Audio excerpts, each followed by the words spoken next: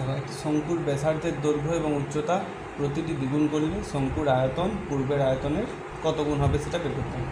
তাহলে ব্যাসার্ধ আর উচ্চতা দুটোকেই দ্বিগুণ করা হচ্ছে। তাহলে আমি মনে করছি শঙ্কুর ব্যাসার্ধ আর একক, মনে করি শঙ্কুর ব্যাসার্ধ আর একক ও উচ্চতা এইচ একক। তাহলে আয়তন কত হবে? আয়তনের ফর্মুলা আমরা জানি 1/3 পাই আর স্কোয়ার এইচ। তাহলে আয়তন হবে 1/3 পাই আর স্কোয়ার এইচ। আয়তন মানে ঘন একক। এবার দেখো ব্যাসার্ধ আর উচ্চতা দুটোকেই দ্বিগুণ করা হয়েছে। তাহলে দ্বিতীয় ক্ষেত্রে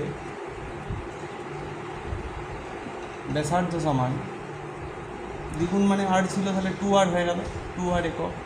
আর উচ্চতা সমান এইচ ছিল, তাহলে 2h হয়ে গেল একক। তাহলে এখন আয়তন কত হবে? আয়তন সমান একই ফর্মুলা 1/3 পাই আর স্কোয়ার। আর এর জায়গায় এখন 2r বসবে, 2r square into H. H মানে এখন 2h বসবে, ঘন একক। তার মানে এটা হয়ে গেল 1/3 পাই ইন্টু এটা 4r স্কোয়ার, 2 স্কোয়ার মানে 4 হয়ে গেল, ইন্টু 2h ঘন একক।